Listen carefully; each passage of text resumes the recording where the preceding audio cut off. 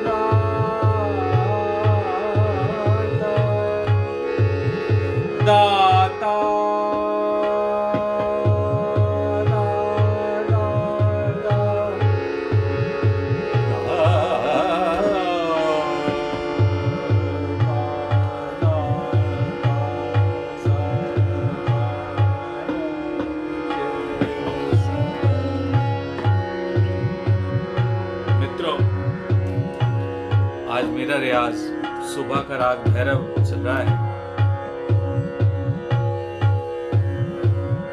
और भैरव एक बहुत ही प्लेजेंट राग है। इसमें जो कोमल रेशम लगता है मेरे हिसाब से हमारे शरीर को बहुत आनंद देता है और वो बताता है कि अब भोर हो गई है, क्योंकि भैरव सनराइज के समय का राग है। इसको सुबह 4 से 7 बजे के बीच गाते हैं। उस समय में इसको सुनना बहुत आनंद देता है। गाएं तो खैर आती है।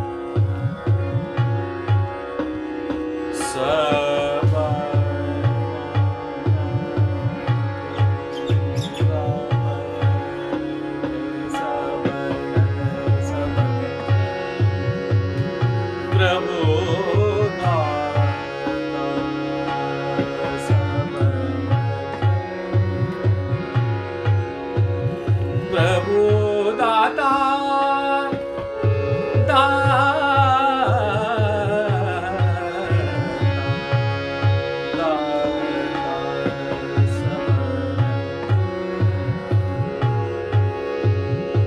प्रभु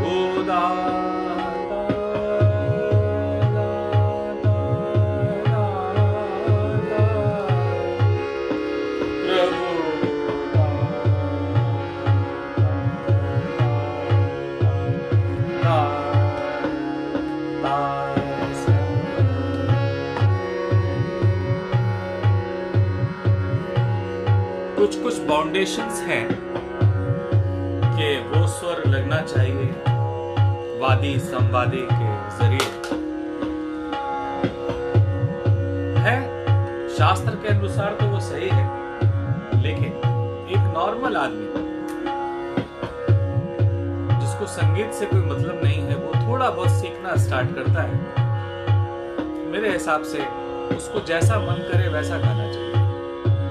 अभी मैं किसी आर्टिस्ट का इंटरव्यू समझ रहा था, बोले जो सच्चा स्वर दिल में लग जाए वही संगीत है।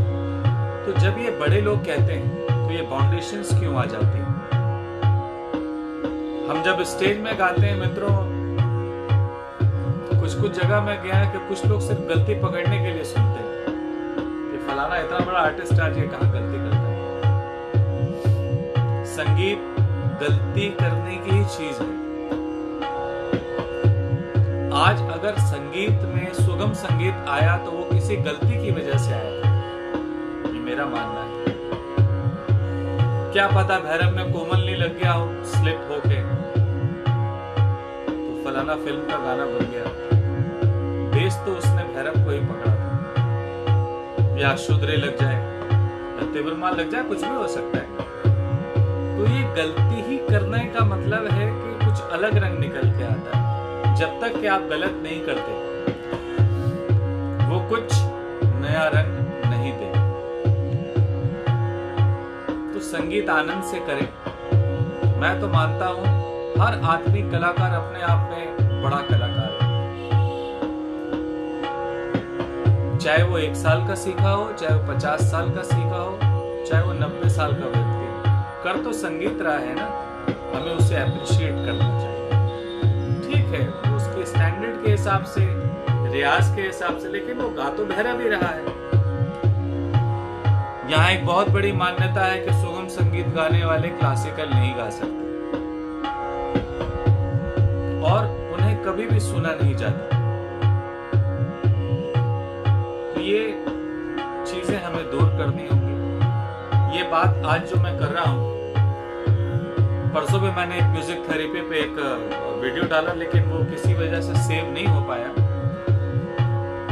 और मेरा मानना है कि संगीत थेरेपी ही एक ऐसी चीज है जिससे हर चीज से आप बाहर आ सकते हो, सिर्फ बीमारी नहीं। अब तो मैं दूसरी चीज पर भी आता हूं।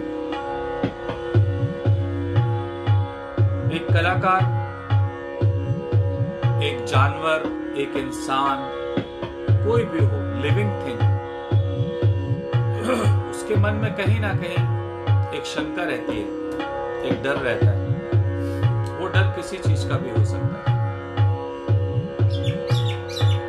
संगीतकार को शायद ये डर है कि उसमें शुद्ध धाना लग जाए, तो वो डर में गाता है। पैसे वाले को ये डर है कि मेरे पैसे ना खत्म हो जाए। अभी मैं किसी अच्छे का एक वीडियो देख रहा था, मोटिवेशनल वीडियो था।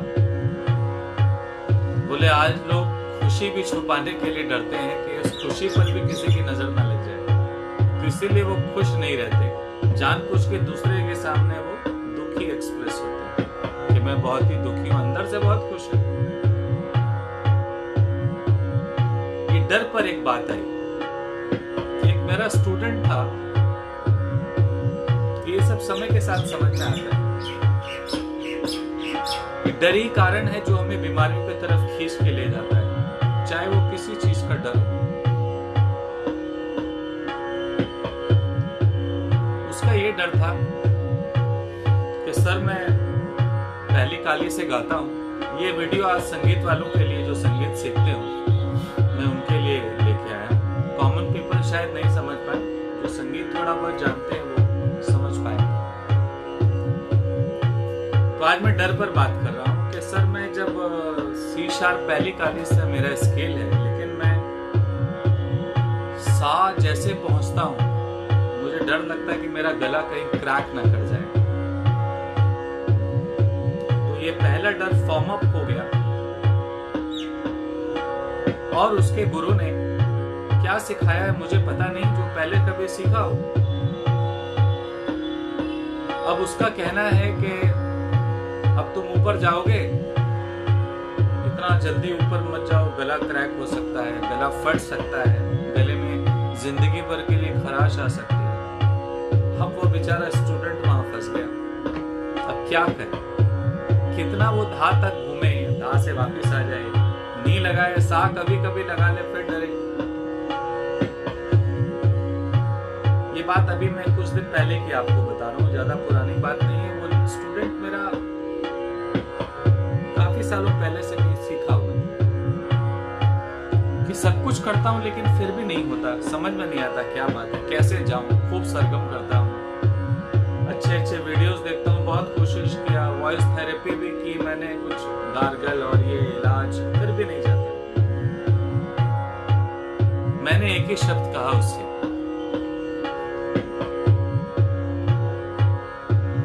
कि संगीत किसके लिए करते हो? बोले सर अच्छा सुना सकूं, दूसरों को खुश कर सकूं। मैंने कहा स्टॉप, इस चीज को आज ही बंद कर दो। पहले संगीत अपने लिए गाओ, अपने लिए आनंद लो। तुम्हारे जेब में 10 रुपए हैं और तुम्हें बोला जाए कि आज 1 किलो ये सामान लेके आना है और उसका प्राइस 40 रुपीज केजी है, तो 10 रुपए तुम्हारे जेब में है, तो 40 रुपए का सामान तुम कैसे लाओगे? तो असमंजस में पड़ गया। बोले सर ये क्या क्वेश्चन कर रहे हैं? मैंने कहा बेटा 10 रुपए की चीनी खरीदना और उसमें 8 रुपए की खरीदना, 2 रुपए फिर भी सेव करना। बोले इससे सर फायदा? मैंने कहा 40 रुपए तुम्हारे पास है नहीं, 10 रुपए तुम्हारे पास है, 2 रुपए इमरजेंसी के लिए रखो। चीनी तो तुम ले आए ना, आखिर चीनी तो तुमने पाली। 1 किलो भी लाते तो उसको तुम 10 दिन खाते, और आज 8 रुपए की लाए हो, 5 दिन तो चलेगी। 5 दिन के बाद देखा जाएगा क्या होगा। तो ये हमारी सोच है, आप ऐसे इसको बदल सकते हो। बोले सर ये बात समझ में नहीं आ रही। अब ये संगीतकार समझ सकते हैं इस बात को, आप समझना। हमने कहा क्यों तुमने पहली काली को सा माना, सी शार्प। सा तो हम किसी को भी बना सकते हैं। बोले सर मेरे गुरुजी ने कहा था कि मेल वॉइस फर्स्ट ब्लैक होता है, सी शार्प। इसके नीचे आए तो वो लड़कियों का स्केल होता है, ए शार्प हो या बी फ्लैट हो। अब उसके मन में जो धारणा थी वो 8 साल से घूम रहा था।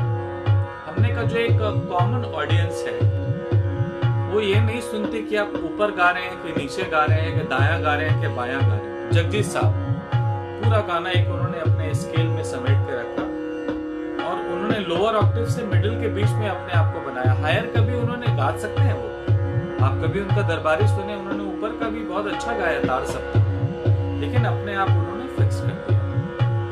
तो जैसे 8 रुपए में तुमने चीनी लाके काम चलाया, कुछ दिन के लिए वो स्केल को तुम नीचे ले आओ। अभी ये सी शार्प पे आप सुन रहे हैं, अब इसको प्रॉब्लम कहते सा रे गा मा पा धा नी, सा लगाने में दिक्कत आती है। तो मैंने कहा इसको ए शार्प कर दो, 5वीं काली से तुम गाओ जो लड़कियों का स्केल होता है, और तुम देखना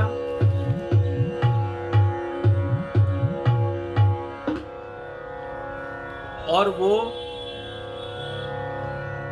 जो सी शार्प गा रहा था सा, वो 5वें काले का गा बन गया।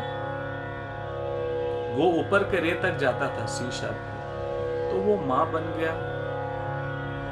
अब मैंने कहा तुम गाओ। बस वो 5 मिनट में उसने गाया। बोला सर मैं तो ऊपर जाने लगा, और मैंने उसको हारमोनियम नहीं दिखाया, हारमोनियम मैं ही बजा रहा था। उसके मन से वो डर निकल गया। बोले सर मैं तो ऊपर का मां गा रहा हूं, मैं आज 8 साल से ये झेल रहा था कि मैं ऊपर का सा ही नहीं बोल सकता, मैं तो मां गा रहा हूं। मैंने कहा बेटा जब तुम मां गा सकते हो तो ऑडियंस भी तो मां समझ रही है, वो मध्यम को ही जान रही है, वो ये नहीं जान रही कि तुम किस स्केल से गा रहे हो। फिर उसको मैंने सिखाना चालू किया, धीरे धीरे धीरे धीरे धीरे धीरे वो मां से पा जाने लगा। पा बोले तो सी शार्प का गा हो गया। आज वो बिंदास सी शार्प का मध्यम गंधार में गा सकता है। मैंने किया क्या उसके लिए, उसके दिमाग को चेंज किया। मैं समझा कि इसके मन में एक डर है, वो डर को निकाल दो। ये डर ही है जो हमें आगे बढ़ने से रोकता है। और जो संगीत सीखते हैं बंधुओं, भगवान ने उसको एक शक्ति दी है सब कुछ ठीक करने की। 3 सप्तक है हमारे भारतीय संगीत में, मिडिल, लोअर एंड हायर। मंद्र सप्तक, मध्य सप्तक और तार सप्तक। हर आर्टिस्ट को तीनों से जूझना पड़ता है, और कहीं ना कहीं कोई ना कोई आर्टिस्ट की कमजोरी है कि कोई खरज नहीं जा पाता, मध्यम तो गा लेते हैं, कोई तार नहीं जा पाता। अब जिंदगी भर वो एक परेशानी में जूझता है। जैसे आप बिजनेसमैन बोलता है ना मैं एक 20 करोड़ का मकान खरीद लूं, वैसे संगीतकार ये सोचता है मैं पंचम कब लगाऊंगा, जब फलाना मैं कव्वाल को सुनता हूं, या उसको एक मन में उसके वो है, वो एक्सप्रेस नहीं कर पाता है, दिल में एक बात वो बैठा लेता। हर आर्टिस्ट की ये प्रॉब्लम मैं बता रहा हूं।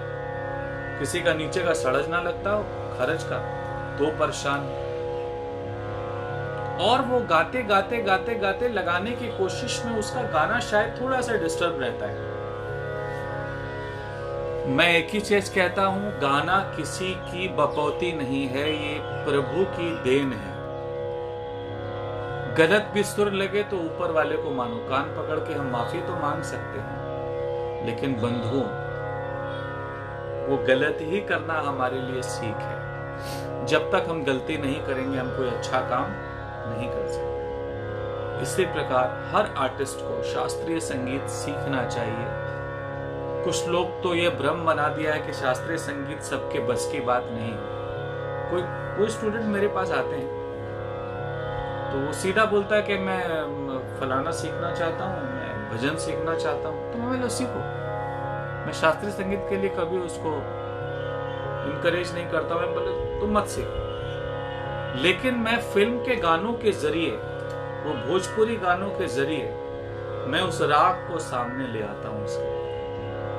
और आफ्टर फ्यू इयर्स, वो 1 साल 1.5 साल के बाद सीख रहा है, वो फिल्म का गाना ही सीख रहा है, लेकिन मैं उसको राग के तरह बताता हूं।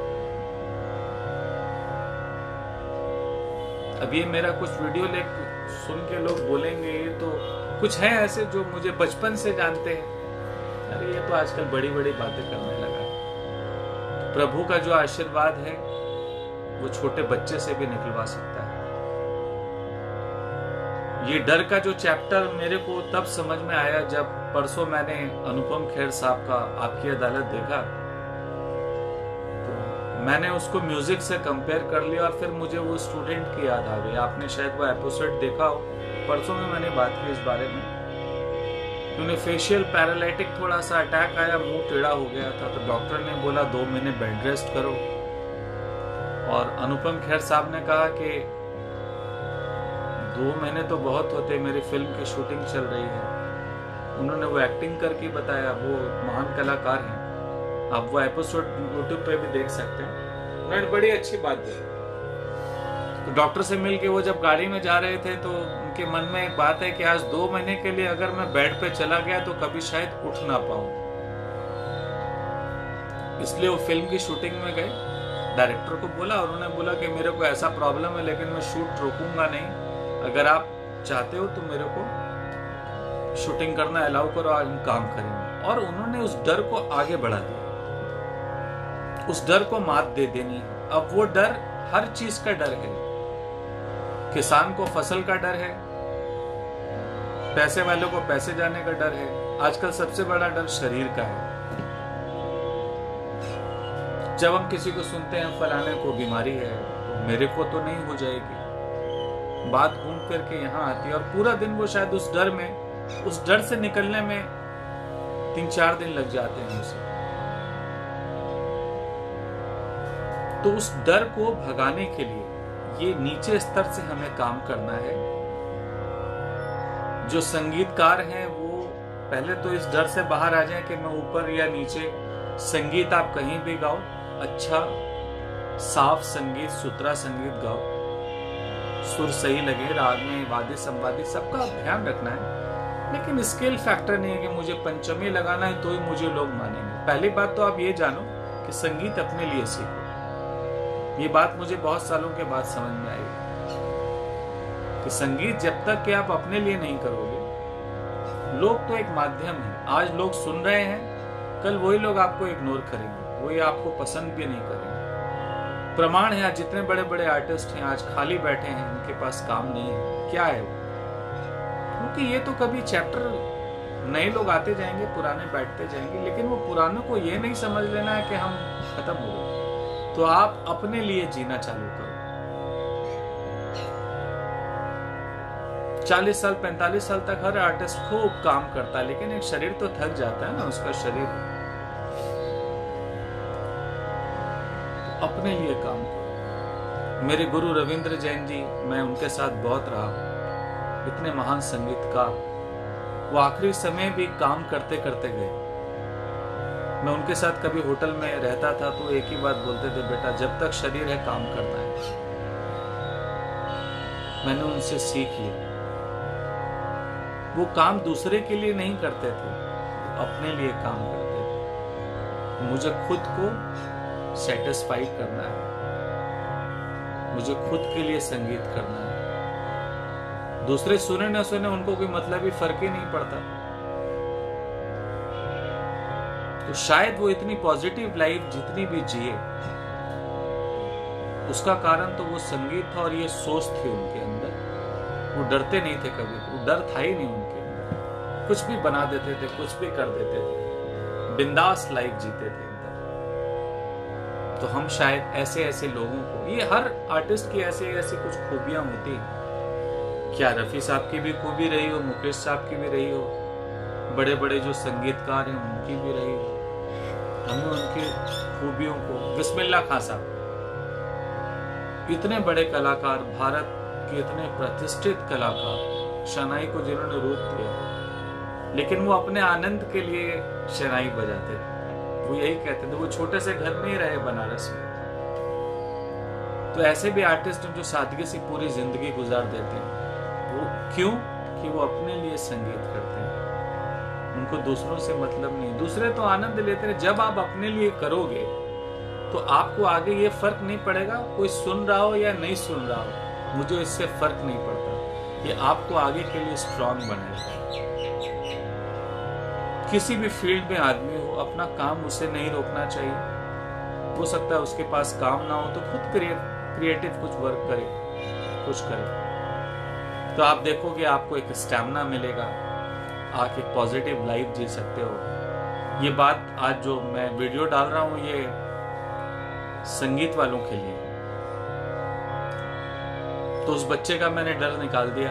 बच्चा क्या, वो अच्छा खासा 30-35 साल का एक लड़का है जो बेचारा संगीत का मारा मारा फिर रहा था। ऐसे कितने लोग हैं जो अच्छा संगीत सीखने के लिए तरसते। मैं ये नहीं कहता कि हर आदमी नहीं सिखाते, लेकिन ये भी ऊपर वाले के देन है, हर स्टूडेंट को एक अच्छा गुरु मिलना, ये बहुत किस्मत वाले होते हैं जो मिलते हैं।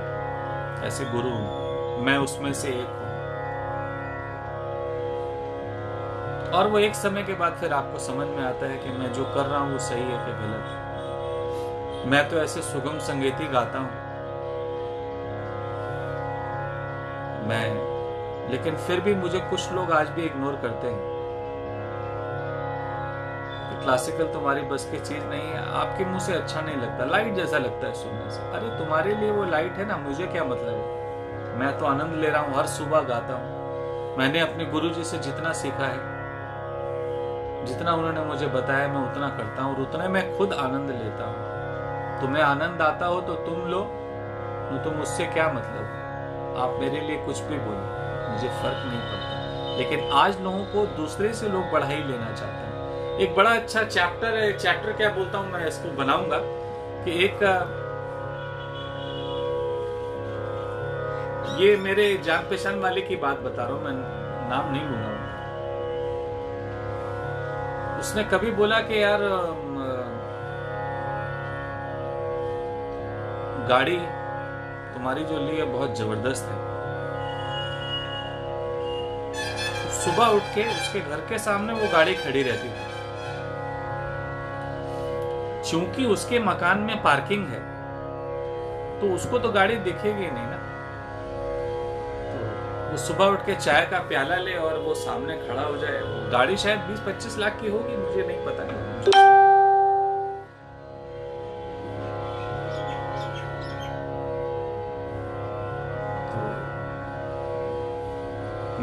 उसने चाय का प्याला लेके वो डेली सुबह अपनी बालकनी से उस गाड़ी को देखता था अपनी खिड़की से, और उसे खूब आनंद आता था।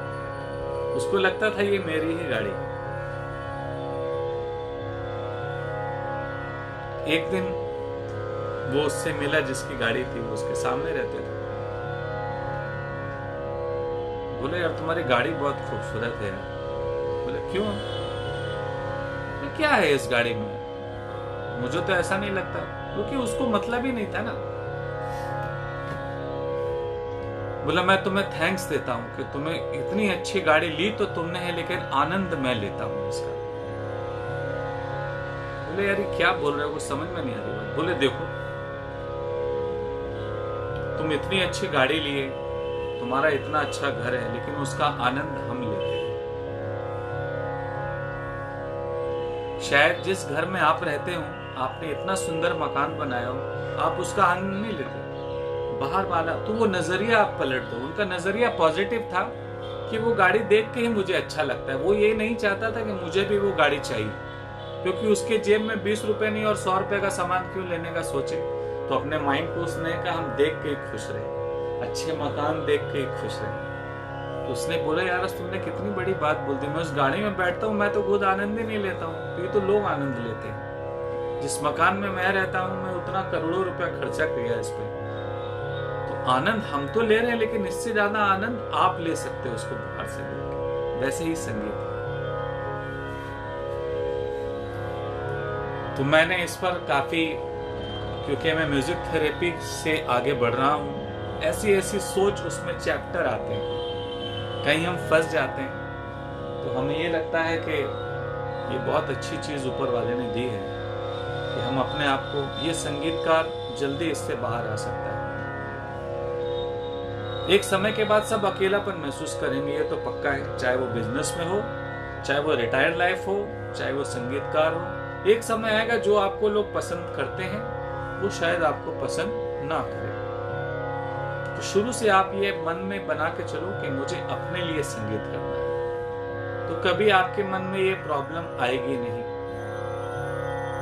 कि आज 40 साल तक जो लोग मुझे पसंद कर रहे थे, अब मुझे वो नहीं कर रहे, तो मैं तकलीफ में चला जाऊंगा। शुरू से अपना एक सेफ साइड लेके चलिए कि जो करना है पहले हमें अपने लिए करना है, अपने आनंद के लिए करना है। तो इसके लिए मित्रों, जो नया संगीत सीख रहे हैं, ये डरे मत, सुर ध्यान से लगाएं, जितना भी गाएं शेर की तरह गाएं। और आप जब अपने में आनंद ढूंढ लेंगे, कभी ना कभी लोगों के मन में तो वो आएगा कि यार ये गा तो अच्छा रहा है, कुछ चीजें तो अच्छी लगाई, तो फिर आपको लोगों से मतलब नहीं रहेगा। और सबसे बड़ी बात, आपका डर निकल जाएगा। तो संगीतकार का डर जो है, शायद वो स्ट्रगल है उसका कि मुझे वो पंचम धैवत लगाना है, ऊपर के सा पे जाना है। नहीं, आप दूसरे को, मैंने कहा ना कि वो सामने वाले के गाड़ी का आनंद ले रहा, आप आनंद में रहो, खुश रहो उसको देख के। वैसे ही जो ऊपर गा रहा है, ऊपर का षड्ज लगा रहा हो, नुसरत फतेह अली खान साहब, आप आनंद, अरे वाह, हम तो नहीं कर सकते, हमें आनंद तो आ रहा है। वो बेचारे इतने तकलीफ करके षड्ज तार का लगाते हैं, कितनी तकलीफ होती है ऊपर का सा लगाने में, लेकिन आनंद हम लेते हैं। उस समय में आप आनंद ले, ये नहीं सोचे कि हम क्यों नहीं गा पाते। आप जब अपने स्केल से सा गाओ, चाहे वो नीचे का क्यों ना हो, बी फ्लैट हो, ये पांचवा काला हो, चौथा काला हो, आप यही सोचे जब भी वो सा लगा रहे हैं, हम नुसरत अली खान, मेरे लिए वो सा उतना ही। तो इस दुनिया में हर किस्म के लोग जीते हैं, तो मेरे लिए तार सप्तक वाला अमीर हो गया, या वो ऐसा म्यूजिक में कुछ भी नहीं, या मैं नीचे गाता हूं तो बहुत गरीब हो गया। तो ऐसे जगजीत साहब आज कहाँ रहते? पूरा गाना उन्होंने यहीं से गाया, तुमको देखा तो ये ख्याल। इस गाने में आप देखें कि ऊपर है ही नहीं, आज फिर कितना सुकून देता है। एक तमन्ना की आज फिर दिल हमने समझाया, जिंदगी तुम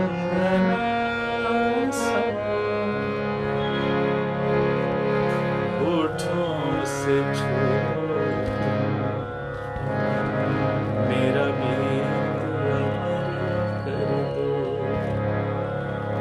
बन जाओ मेरे। संगीत एक ऐसी चीज है, चाहे वो गरीब हो चाहे पैसे वाला, वो दिखती नहीं, सबके लिए एक बराबर है।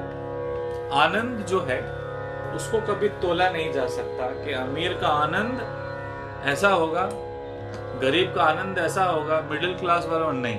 आनंद सिर्फ एक ही प्रकार का है।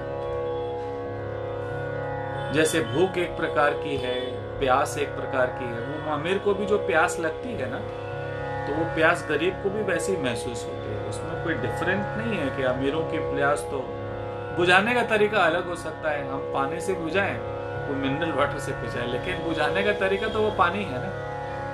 तो उसमें कैटेगरी बन गई कि मैं तो मिनरल वाटर पीऊंगा तो प्यास अच्छी बुझेगी, अच्छा। लेकिन एक नॉर्मल आदमी तो गंदा पानी पी के भी प्यास तो वही आनंद जो है, वो आनंद सुर का उसमें कोई बाउंडेशन नहीं है।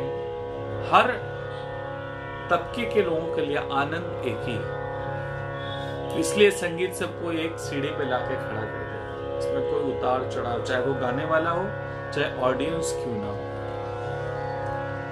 तो मैं आज राग भैरव गा रहा था, मैंने बताया भैरव को आप सुबह सुने, उसके साथ ओमकार करें, और जो भी कलाकार सीख रहे हैं उसका ऊपर नहीं लग रहा है, यानी इसकी आप चिंता छोड़ दें। आप एक स्केल को फिक्स कर लें कि मेरा इतना बजट है, उतने ही बजट में मुझे घर बनाना है और मैं इसी में खुश हूं। आप उसी में सिमट के गाएं, ऊपर नीचे ना देखें। जिस दिन आपके मन से यह बात निकल गई, आप देखेंगे लोगों को भी आनंद आने लगेगा। तो कहीं ना कहीं कुछ पाने की ख्वाहिश तो रहती है, वो रखनी चाहिए। आप ऊपर जाने की कोशिश करो, आप देखोगे धीरे धीरे जाओगे। मैंने कहा ना, उसने सी शार्प का उसका सा नहीं लगता था, तो मैंने जब पांचवी काली को सा बनाया तो उसका जो रे था वो माँ हो गया। तो बात है, दिमाग ने ये कहा कि हम तो ऊपर के माँ तक जा रहे हैं, ये फर्क नहीं पड़ता कि सा कौन सा हो। तो ऑडियंस यही सुनने वाली सोचती है कि मैं तो मध्यम ही सुन रहा हूं, चाहे वो कौन से स्केल का। वो यही बोलेगा यार क्या मध्यम लगाया उसने। वो ये नहीं जानता कि सी शार्प था कि ए शार्प था कि ई फ्लैट था कि एफ था।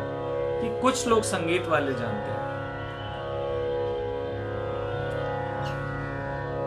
संगीत ऐसी चीज है, संगीत आपको जीने की राह देती है, संगीत आपको मजबूत बनाती है। जो संगीत सीख रहे हैं वो किस्मत वाले हैं, जो नहीं सीख रहे हैं कम से कम वो सुनने की कोशिश करें। एक अच्छे सुनकार, एक लिसनर बने, सुबह उठ के राग सुने। घर पे भजन तो बजाते हैं, भजन की जगह कभी कभी रागों का भी बजाएं। बड़े बड़े आर्टिस्टों को आज तो यूट्यूब में इतना फूके तो सामने आ जाता है सब कुछ। तो घर के वातावरण को पवित्र करें, आप देखेंगे आपकी जिंदगी में बहुत चेंजेस आएंगे। तो ये जब चेंजेस आएंगे, जब आपके मन में हर तरीके का डर निकल गया, और जिस दिन डर निकला तो आप मेंटली फिजिकली फिट हो जाओगे, और फिर आप बीमारी की तरफ भी नहीं बढ़ोगे। म्यूजिक थेरेपी यही कहती है कि जो संगीत करता है, सुनता है, उसे बीमारी आती ही नहीं।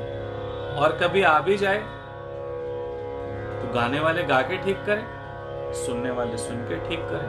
आज तो इलाज हो रहा है इस पे तो मैंने पहले वीडियो डाला है, आप जाके देख सकते हैं। हर राग से कैसे ट्रीटमेंट होता है।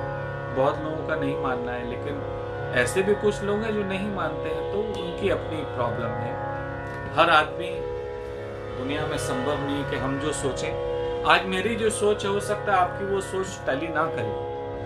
मैंने एक छोटे शहर से इसकी शुरुआत की। मैं बराबर कहता हूँ कि 10 लोग भी देखें, उसमें से एक लोगों को भी मेरी बात समझ में आ जाए तो ऊपर वाले का आशीर्वाद है मेरे लिए। तो आइए अंत में एक भजन भैरव में गा के मैं आप सबसे विदा लूंगा।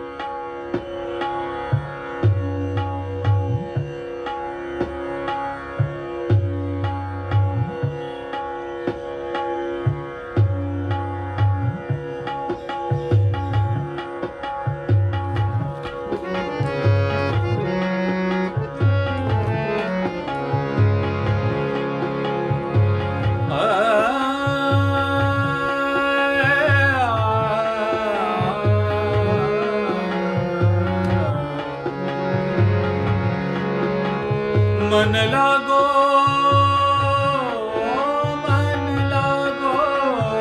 मेरो यार फकीर, मन लागो मेरो यार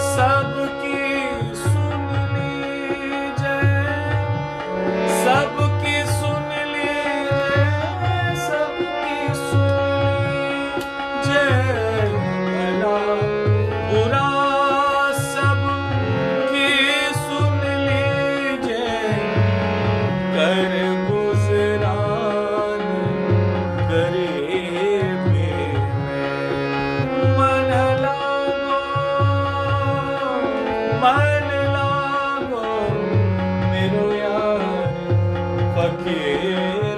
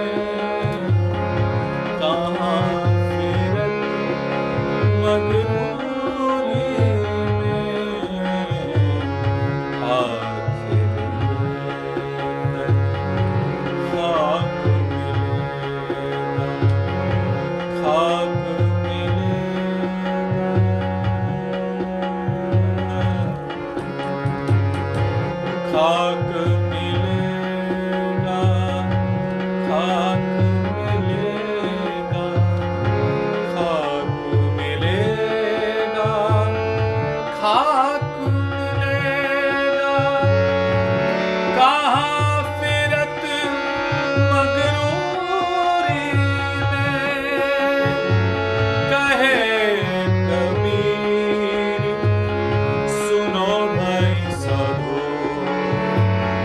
कहे कबीर सुनो भाई साधो, साहिब मिले, साहिब मिले, साहिब मिले, सबूरी में मन लागो मेरो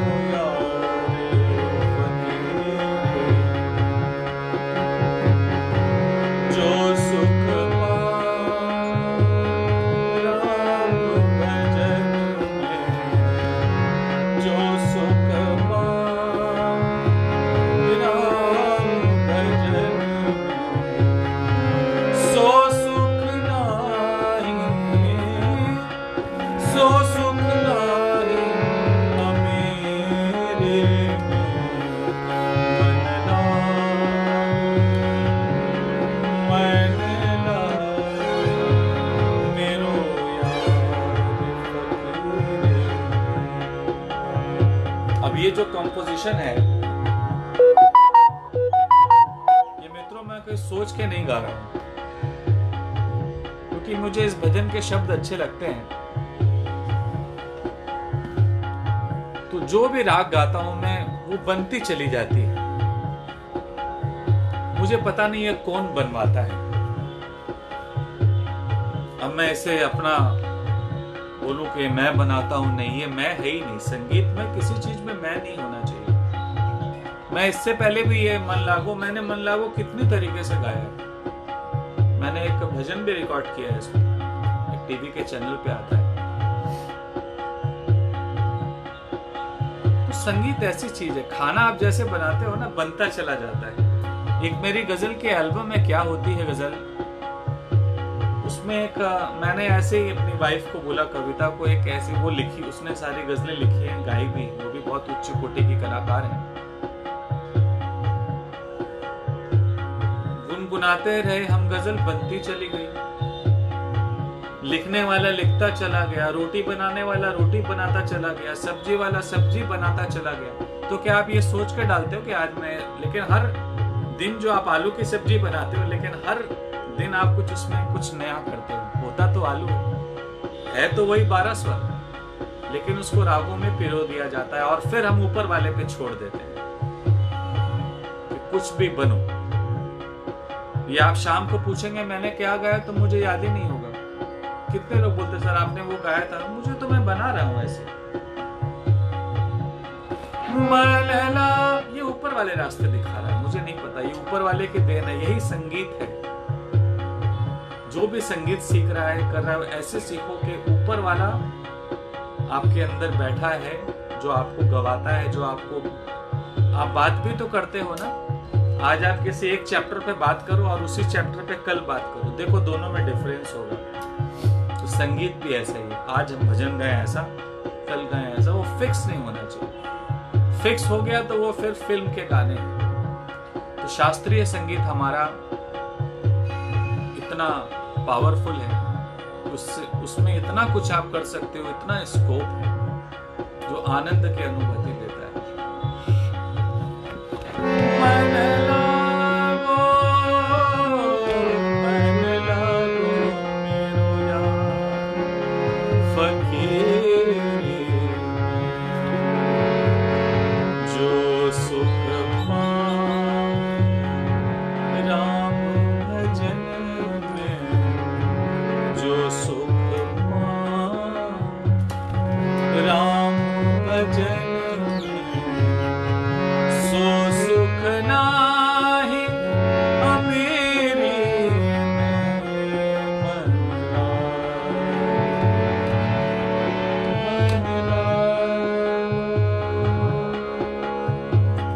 अब भैरव से एक शास्त्रीय संगीत जो गाते हैं वो राग है, और जो सुगम संगीत वाले हैं वो क्या करते हैं, वो थोड़ा अगल बगल के रागों को सुंदरता बनाने के लिए।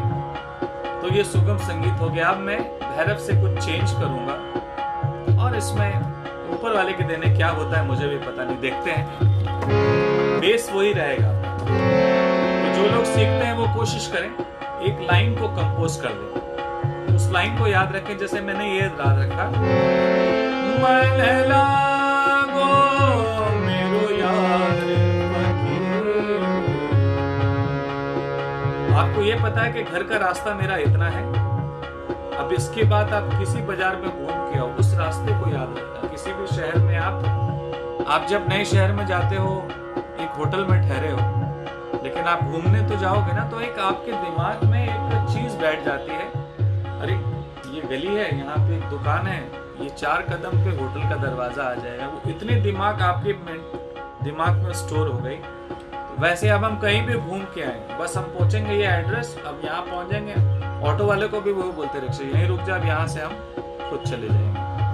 हर शहर में मैंने ऐसा किया, आप भी करते हो। तो संगीत भी वैसा करो, एक जगह बना लो, मन लागो मेरो यार फकीर। अब कुछ भी हम करें, अब जो सुख पाऊं, तो सुख कितने तरीके से हो सकता है।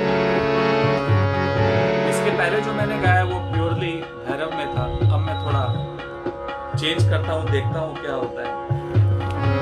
जो सुख पाए राम भजन में, जो सुख पाए। मैं ये सोच के नहीं गा रहा हूं कि ये ललित राग है या अहिर भैरव है, कुछ भी हो सकता है। 12 स्वरों का रियाज अपने गले में रखें, एक स्टोर कर लें 12 स्वर, जब लगे उसको लगा देना है। और आपकी फिर सोच है, एक आर्टिस्ट की अपनी कल्पना है कि एक संगीत को, एक लिरिक्स को, एक शब्दों को कितना सजा के अपना रूप दे सकता है। यही संगीतकार है। जो सुख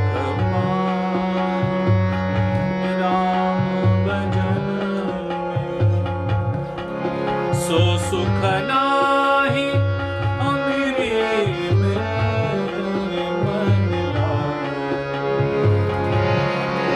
मन लागो मेरो यार फकीरी, जो सुख पाए राम भजन में, जो सुख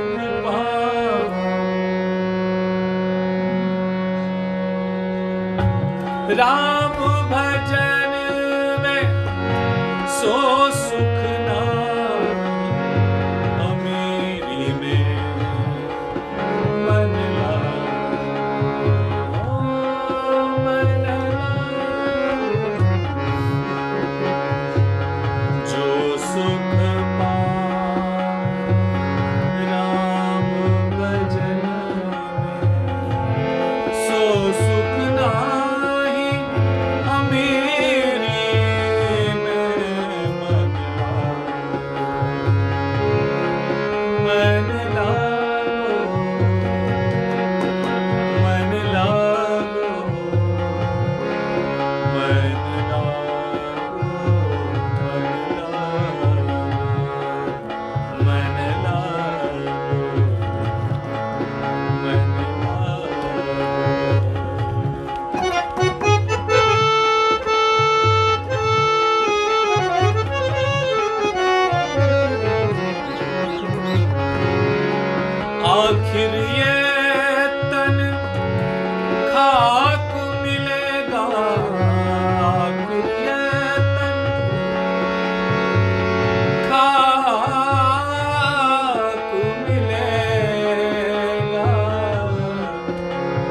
खाक मिले आखिर ये खाक मिले कहाँ फिरत मगरूरी में कहाँ फिरत मगरूरी में आखिर ये तन खाक मिलेगा कहाँ फिरत मगरूरी में कहाँ फिरत मगरूरी में कहाँ फिरत मगरूरी में कहे कबीरा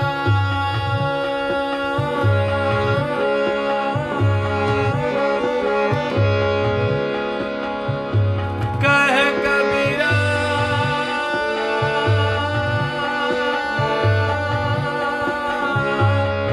सुनो भाई साधो सुनो भाई साधो। इस दरमियान अगर कुछ सुर गलत भी लग जाते हैं ऊपर वाला माफ करता है।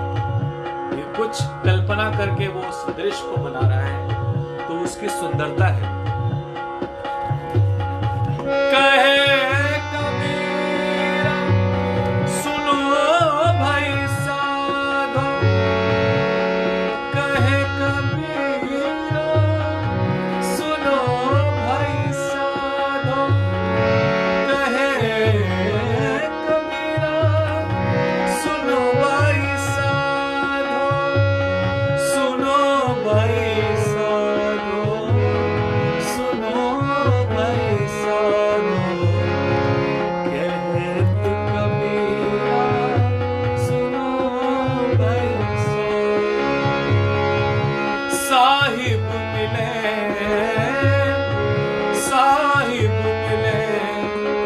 सबूरी में मन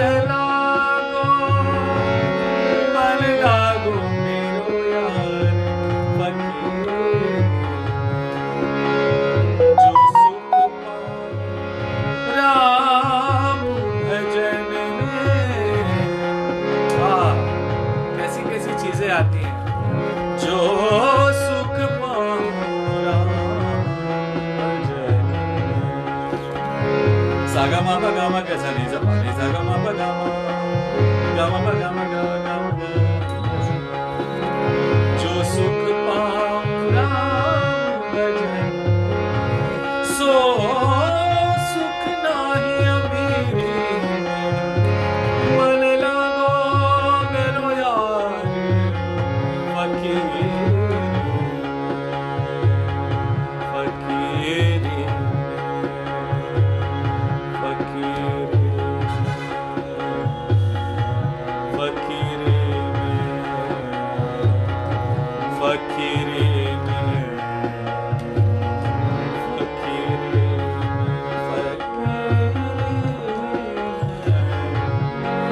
मन लागो मेरो यार फकीरी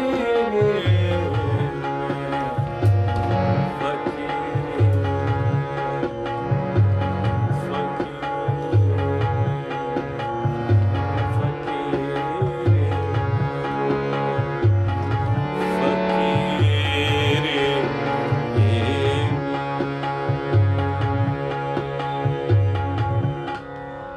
तो मित्रों आज मैंने मैं रियाज इसी तरीके से करता हूँ और फिर कंपोजिशंस बनती चली जाती हैं। जो भी हिट कंपोजिशंस हैं वो इस तरीके से ही बनी, वो सोच के नहीं बनती कभी।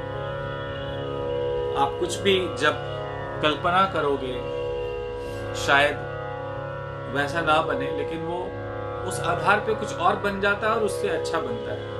तो जितनी भी बड़ी बड़ी कंपोजिशन है आप उसके पीछे अगर उसकी हिस्ट्री उठा के देखें तो ऐसी कंपोजिशन बनती है। कंपोजिशन वही हिट होती है जो ऊपर वाले की देन से बनती है, जो तुरंत बन जाए ऐसे। मैं एक कॉम्पोजिशन बना रहा था अपने एल्बम के लिए,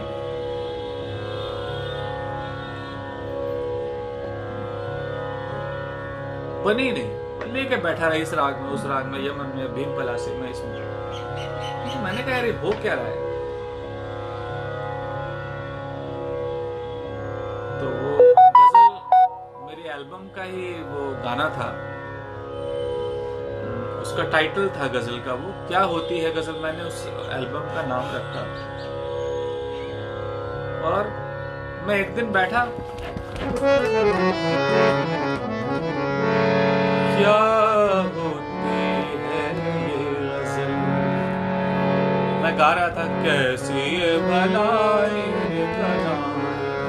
पनिया बरत मोरी गगर गिराई करत लड़ाई, कैसी भलाई रे क्या वो। देखिए अपने आप वो समझ, ये तो उस समय की बात है, लेकिन वो कॉम्पोजिशन इतनी हिट हो गई कि आज जहां जहां मैं जाता हूं वो लोग उसको सुनते हैं। तो ये बहुत ही अच्छी बात है, मैं थोड़ी सी आपको सुनवाता हूं, शायद आपको कलर उसका समझ में आए।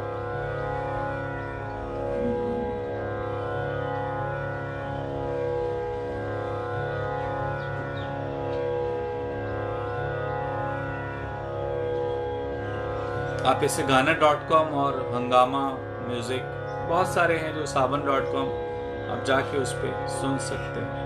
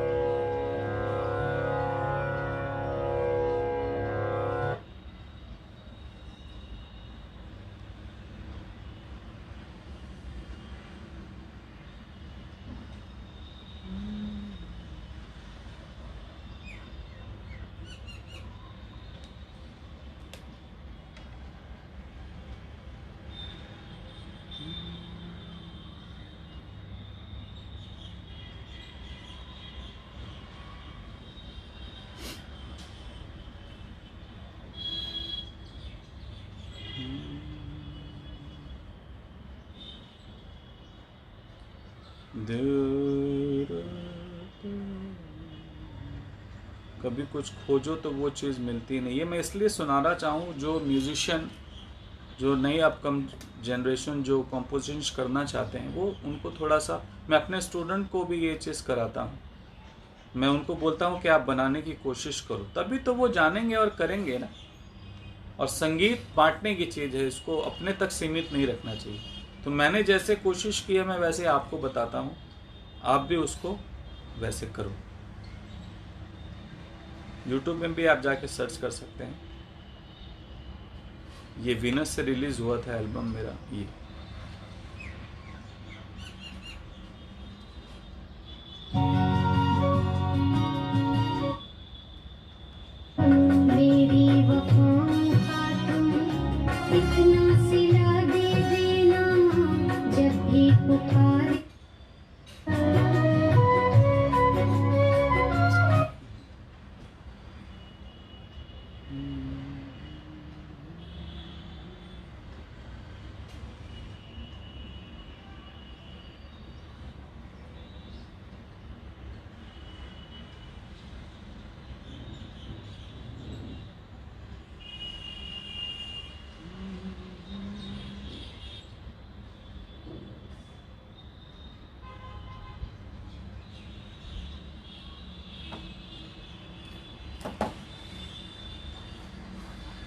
देखिए वो स्वरूप कैसा तैयार हुआ उसका।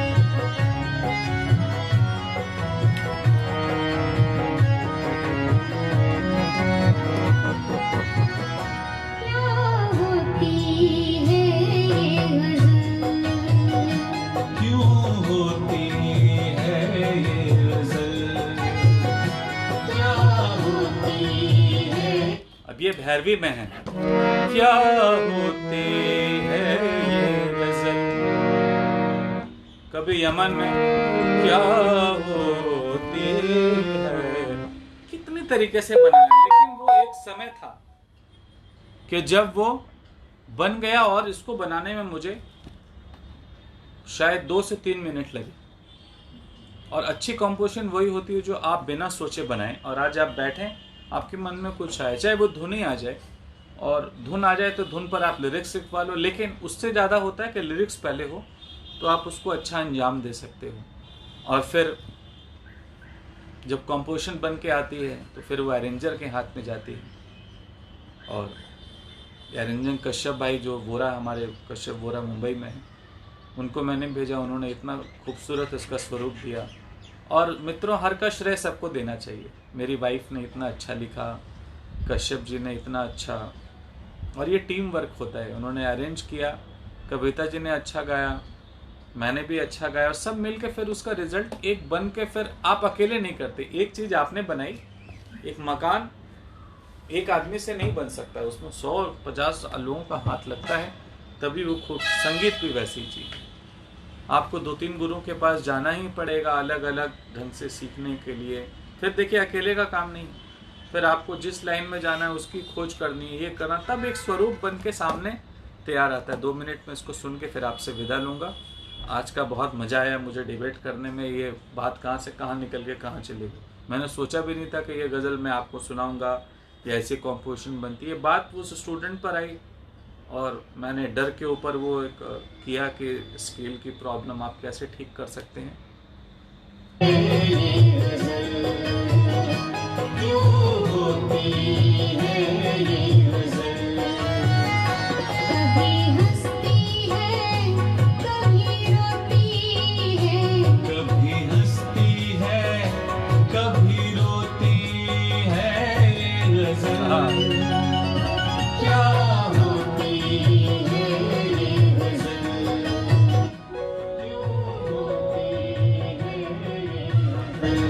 एक और विडंबना है दोस्तों, बस इसको मैं यहीं, अगर आप सुनना चाहें तो हर जगह गाना.com। ये वीनस से मेरी एल्बम 2015 में रिलीज़ हुई थी, और उस समय मुझे इसका फीडबैक उतना अच्छा नहीं मिला जो आज मिल रहा है 3-4 सालों के बाद। तो कोई चीज़ ऐसा नहीं कि शुरू में हिट हो जाए, पता नहीं। अब कभी मैं कहीं गाता हूँ तो फरमाइश आती है कि आपकी एल्बम की वो गज़ल सुनाए, और भी इस गज़ल में 7 एल्बम बड़ी अच्छी थी, गज़लें अच्छी थी। एक बड़ी अच्छी बात आती है भाई साहब, एक नया आर्टिस्ट को पीड़ा होती है जब कोई अच्छे काम का उसको श्रेय नहीं मिलता। मैंने आपको फिर बताया ना कि हमें ये नहीं सोचना है कि लोग क्या कहते हैं, लेकिन फिर भी एक आर्टिस्ट चाहता है कि उसको वाई मिले। तो नया नया जब एल्बम रिलीज हुई तो शुरू में कुछ लोगों ने सुना, नहीं सुना, ऐसा लगा रही ठीक है वो है।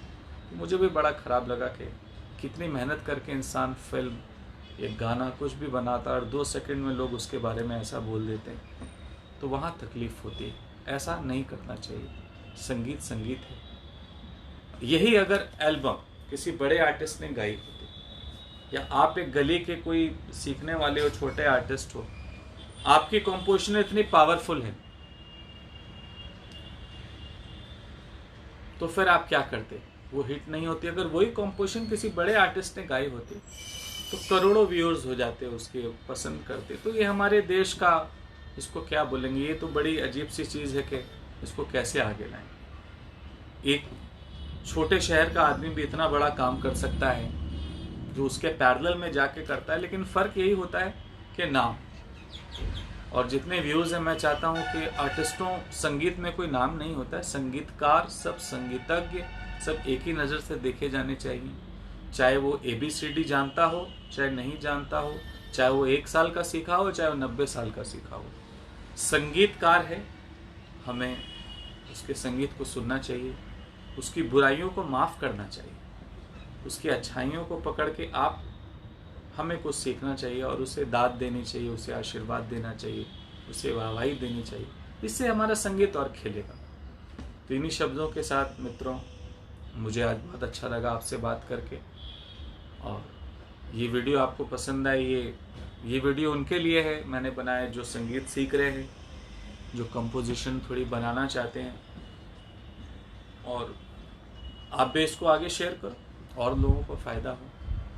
धन्यवाद।